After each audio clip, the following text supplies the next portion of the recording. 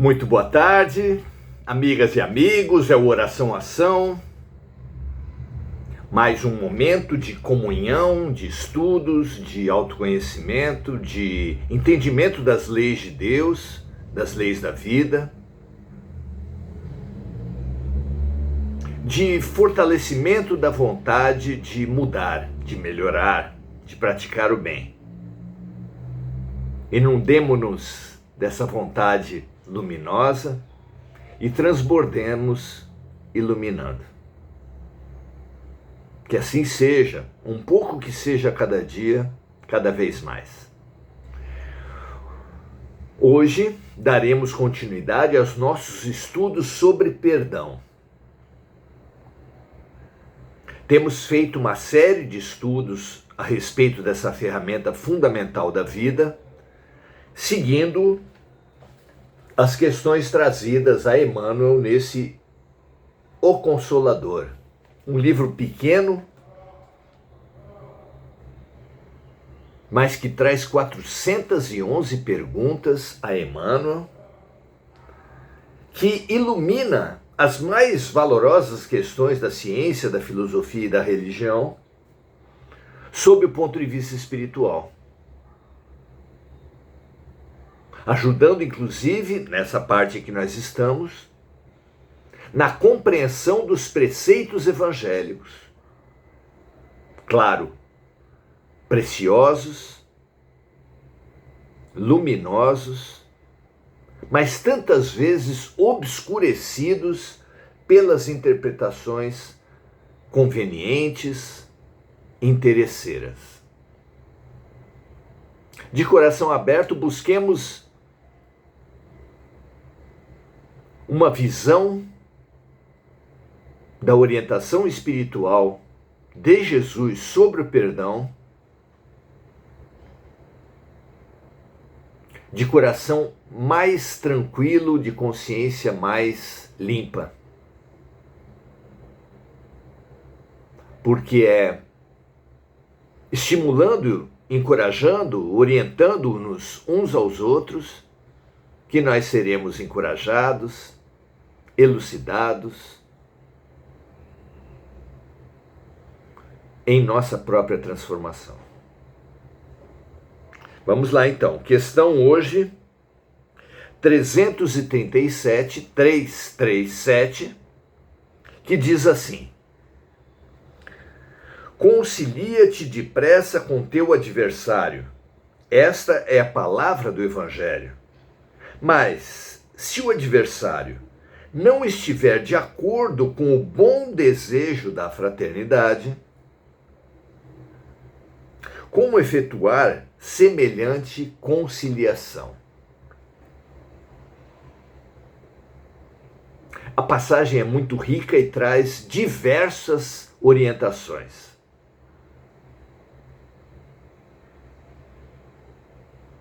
Jesus, relembrando maiores detalhes, orienta no seguinte sentido: se estiveres indo para a tua casa de oração, para o teu templo, e lembrares que alguém tem algo contra ti, larga a tua oferta no altar e reconcilia-te logo, depressa, já com teu adversário, enquanto estás a caminho. Façamos uma primeira pausa para entender isso. Com a oferta no altar, Jesus simboliza todo e qualquer ato religioso, rito, preceito, que todas as diferentes religiões apontam. O dízimo, a comunhão, a confissão, varia de uma religião para outra, mas há inúmeros preceitos seguidos os quais nós estaríamos de bem com Deus. Na oferta, Jesus simboliza todos os atos e ritos religiosos. E ele coloca todos eles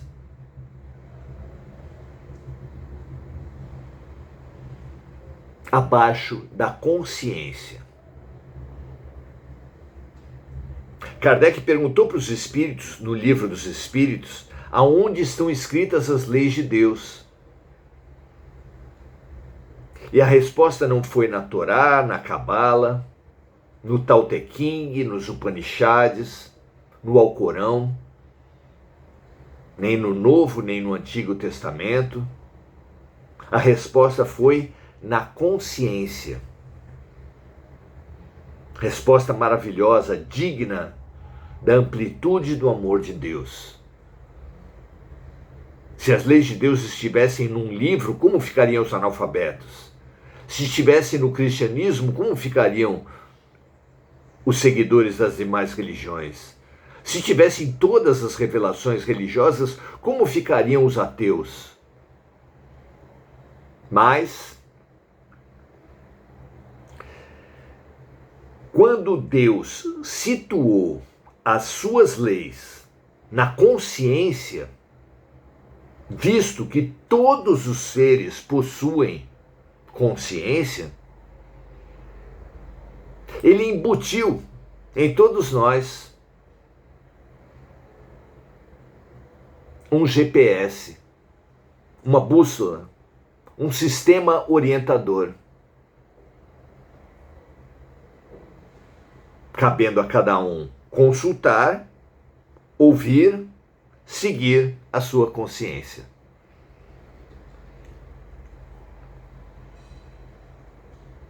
Então, Jesus, quando nos deu essa orientação,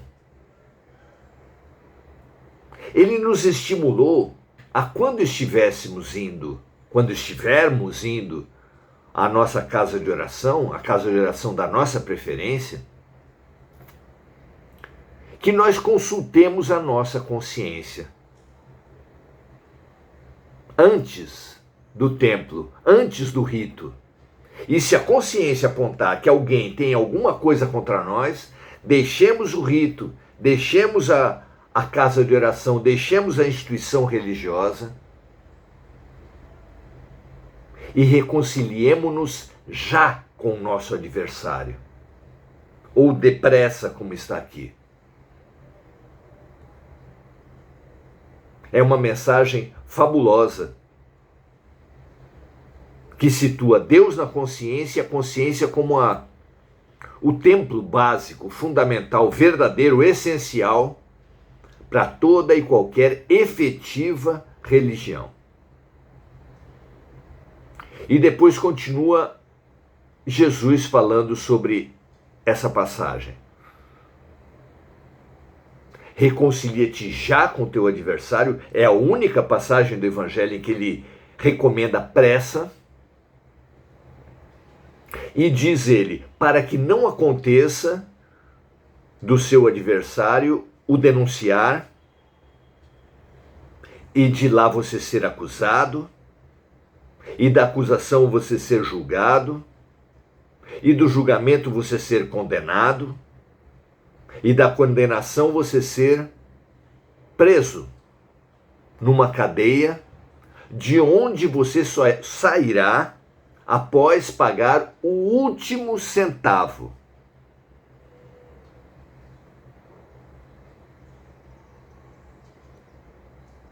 Como entender isso? O tempo do perdão, o tempo da reconciliação.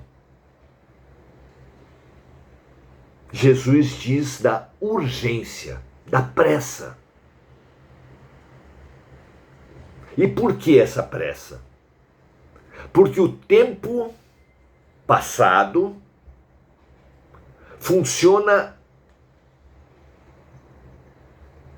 ao contrário, funciona às avessas do perdão. Quanto antes ele acontecer, mais efetivo ele será. Mais rapidamente nós estaremos livres, nós estaremos quites.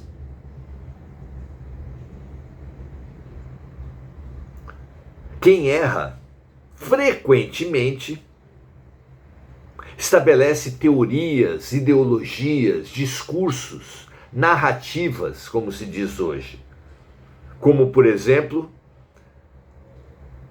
deixa para lá a pessoa, quem sabe até já esqueceu.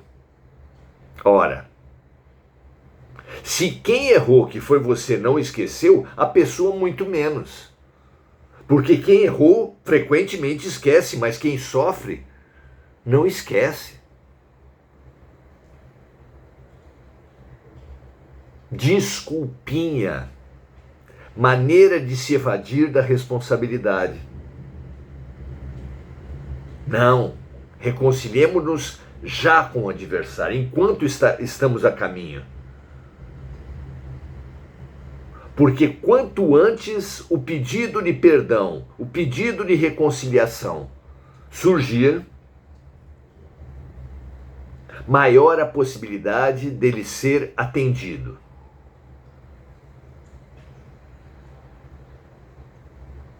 Ah, mas a pessoa não pode estar movida, abalada emocionalmente pelo erro que você cometeu? Pode. Mas justamente esse abalo receberá um atenuante, uma amenização com o seu pedido de perdão, e mesmo que a pessoa não dê, funcionará beneficamente para ela. Aliás, Emmanuel vai falar a respeito disso. A pergunta é: se a outra pessoa não estiver na vibração do perdão, como será essa reconciliação? Aliás, a palavra reconciliação merece uma atenção especial na recomendação de Jesus. Reconciliação é um termo que vem da contabilidade. Reconciliar-se, a reconciliação de dívidas, é quando as duas partes têm dívida uma com as outras. É a famosa conta de chegar. Simplificando brutalmente, se a dívida de uma parte é avaliada em 12 e o outro tem uma dívida de 10, a reconciliação vai estabelecer que esse que tem uma dívida de 10 do outro pague 2 a esse outro para que a reconciliação aconteça. Portanto, a reconciliação ela tem um caráter ativo. Diferente do perdão, que muitas vezes, pelo menos na nossa cultura, transformou-se em um mero acerto verbal, a reconciliação é ativa. Ela atinge os atos. E isso é muito interessante. Porque muitas vezes a palavra é insuficiente para produzir a paz. Muitas e muitas vezes, e essa deve ser a oferta da parte daquele que sabe que prejudicou uma outra pessoa. Errei, quero reparar meu erro e quero que você, que o sofreu, indique o que eu preciso fazer nessa reparação, nessa reconciliação.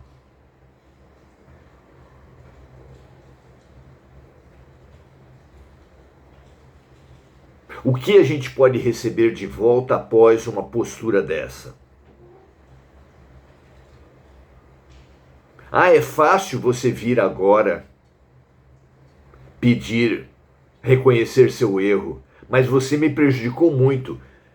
Concordo, eu o prejudiquei, mas não sou eu que devo dizer com que intensidade e o que precisa ser feito para reparar esse erro. É você que foi o prejudicado, a prejudicada, que está na posição de indicar para mim como, de que forma, o que precisa ser feito para que se proceda a reparação e a reconciliação.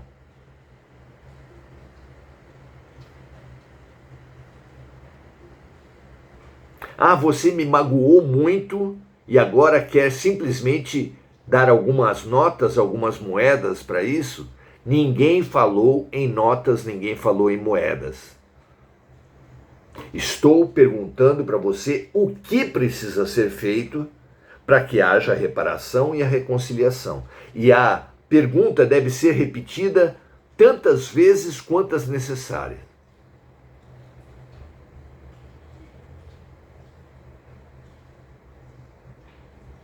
O que a pessoa pode ainda falar? Ah, não sei o que pode ser feito? Ok.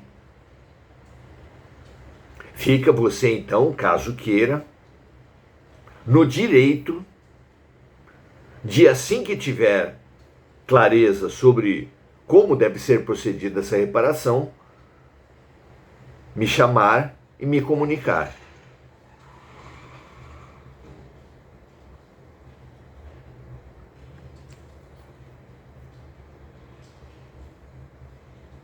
Não é interessante essa posição? A respeito disso, vou contar uma história que os amigos de Chico Xavier contam a respeito dele. Conta Chico, contam os amigos, que Chico sempre teve cachorros e sempre teve um enorme amor pelos cachorros. E um deles teve um final de vida muito sofrido. Uma doença muito intensa que provocava muita dor, que não deixava Chico dormir. Ele passava as noites em claro, cuidando do seu cachorro. Sabendo disso, uma amiga de Chico, com pena do amigo Chico, deu veneno para o cachorro. Chico enterrou seu cachorro, mas quando soube o que tinha acontecido, ficou com uma mágoa tão grande que foi necessária uma intervenção de Emmanuel, seu guia espiritual, dizendo assim: Chico, todo o nosso trabalho está em risco. Se a situação ficar como está, não poderemos mais realizar o trabalho dos livros, o trabalho da caridade, o trabalho do centro espírita. E Chico, alarmado, falou: o que aconteceu? E Emmanuel disse: você sabe, Chico. Ah, não sei, a única coisa que aconteceu forte nesses últimos tempos foi a morte do meu cachorro. Pois é. A morte do seu cachorro não é problema nenhum, um dia iria acontecer. Mas o sentimento que você ficou em razão de como se deu a morte do seu cachorro é o nosso problema. Ah, será, Emmanuel? Duvidou Chico. E Emmanuel pediu que Chico, com a sua visão espiritual, porque ele era clarividente, olhasse o seu próprio peito. E quando contemplou seu peito, Chico viu uma gosma grossa, escura e mal cheirosa no seu peito. Era a mágoa. Era o rancor. Ele falou: Chico, essa gosma impede, dificulta demais a mediunidade. Só estamos conversando agora por um esforço muito especial. Puxa, Emmanuel, o que eu preciso fazer?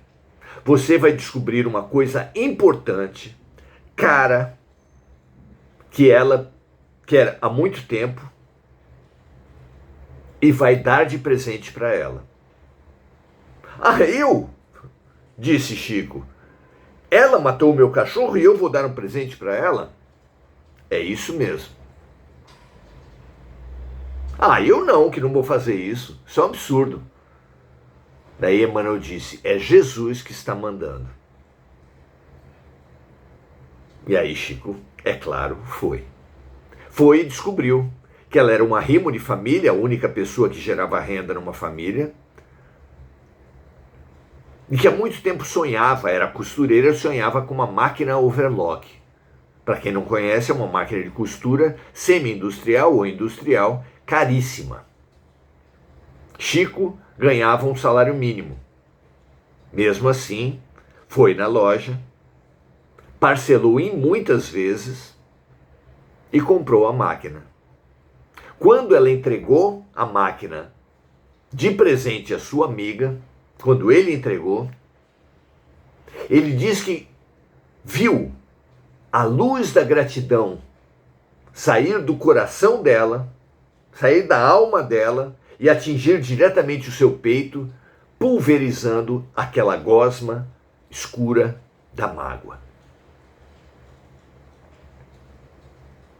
Disse ele, ou imagino eu, que uma parte daquela gosma ainda ficou e que foi sendo retirada a cada vez que Chico foi ao banco pagar a parcela da máquina overlock. Foi um tratamento que foi, em grande parte, realizado no ato da entrega, mas que foi depois se realizando ao longo do tempo.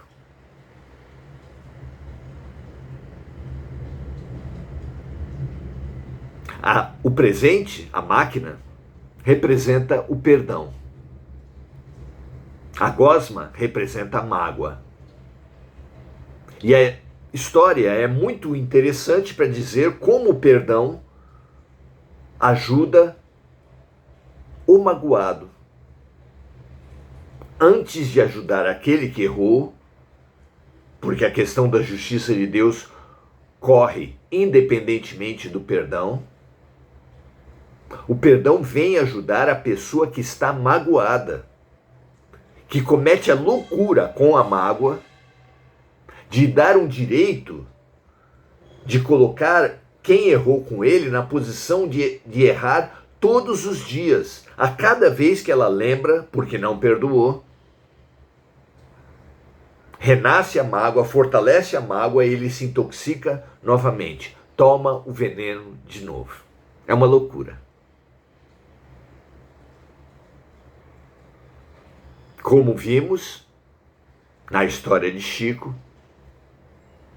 a reconciliação, o perdão, que a amiga de Chico nem sabia por que estava acontecendo, foi uma cura, um antídoto para o veneno da mágoa, que adoeceria Chico, porque adoece todos nós, e impediria Chico Xavier de realizar as suas melhores atividades, a sua melhor missão que ele veio fazer na Terra.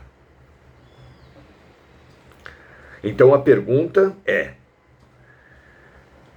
a palavra da reconciliação do Evangelho, como fica ela se o adversário não estiver de acordo com o bom desejo da fraternidade?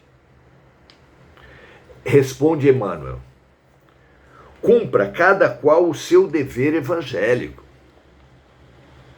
Ninguém nasceu grudado na dependência dos outros. Cada um deve fazer o melhor, o que a sua consciência mandar, o que Jesus orientar. Cumpra cada qual o seu dever evangélico, buscando o adversário para a reconciliação precisa, esquecendo a ofensa recebida. Perseverando a atitude rancorosa da parte dele, do adversário, seja a questão esquecida pela fraternidade sincera. Fraternidade sincera. Porque o propósito de represália, cultivado da parte do outro, será a gosma do outro. Será o veneno do outro.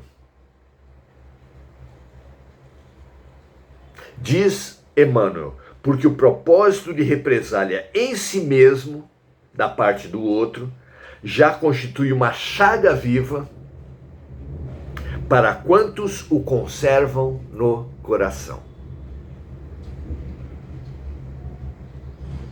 Que preciosa é a mensagem de hoje, não é?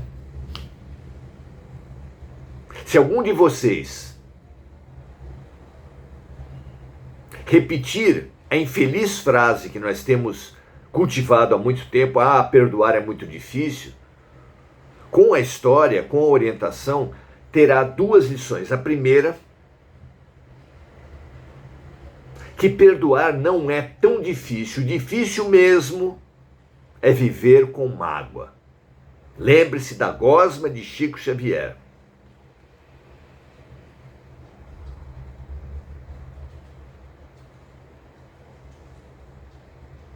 E depois,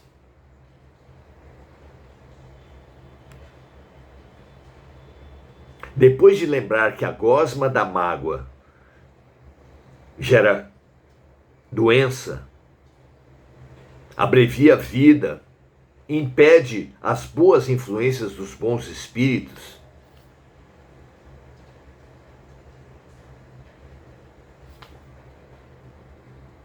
lembre-se da pressa que Jesus encareceu. Lembre-se que o quanto antes você fizer o seu trabalho, a sua tarefa, ditada por Jesus,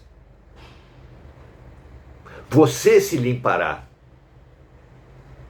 E se a pessoa não quiser aceitar a limpeza, ela, e somente ela,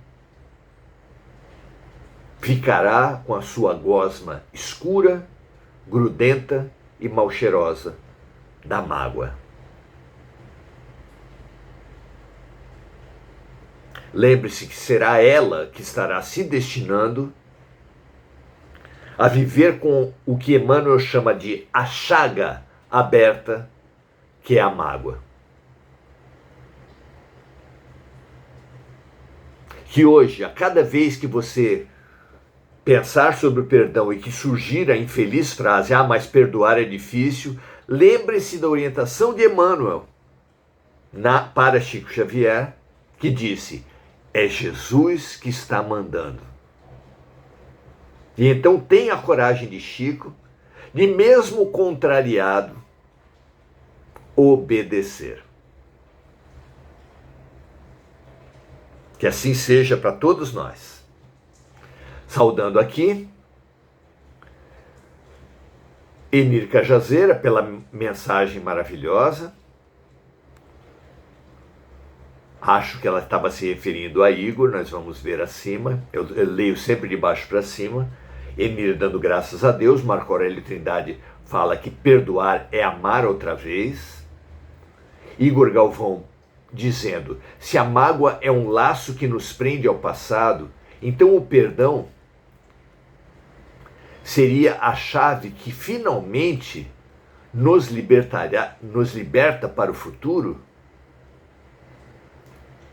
Seria assim, se seria assim, podemos dizer que perdoar é o caminho mais curto para reencontrarmos a nossa própria paz? A sua própria luminosa pergunta já se responde, porque ela vem da sua consciência. O Deus em você sabe que sim, que se o perdão demora, segundo Jesus, nós ficaríamos presos nos maus sentimentos, nos sentimentos tóxicos, e teríamos que pagar as nossas dívidas até o último centavo. O perdão é sim um laço que nos aprisiona ao passado, uma algema que nos prende às piores pessoas que passaram por nossas vidas. Se você quer libertar-se dos maiores errados que já passaram por sua vida, perdoe, porque essa é a chave da algema. Muito bom. Marco Aurélio Trindade dando o seu boa noite. Enir Cajazeira diz: a Mônica está se tratando do câncer e seguindo todas as recomendações médicas, ela tem muita fé em Jesus, oremos por ela. Que assim seja, que a nossa amiga seja desintoxicada. E saibamos todos nós que o câncer é uma esponja, é como uma esponja de uma das festas de final de ano, onde a pessoa que está na pia está limpando as mais encalacradas formas dos assados. E no meio da limpeza ela fica com a esponja absolutamente engordurada, suja, e ela precisa jogar fora. O nódulo cancerígeno, o tumor, é exatamente a esponja cheia de gordura. Porque o câncer é um processo de limpeza da alma. E o tumor é a esponja suja que precisa ser retirada para outras limpezas, para que outras limpezas ocorram. Que a nossa amiga Mônica, assim como todas as pessoas que estão sofrendo com alguma das múltiplas formas de câncer, se proponham a limpeza, se abram a limpeza, ainda que a limpeza não termine nessa vida, que a pessoa de boa vontade aceite a limpeza que Deus está trazendo para ela. Assim seja. Adelaide Dias, Givanete, muito bom ter você aqui. Igor perguntou para Enir como está a Mônica. Enir sempre pedindo vibrações por ela, dando boa noite a todos, assim como Lúcia Galvão, que saudou a todos os amigos desses nossos estudos, a quem nós saudamos também. Um grande abraço a todos, um prazer estarmos juntos, e fica o convite para compartilhar e para retornar amanhã nesse nosso estudo. Paz e bem a todos, até amanhã.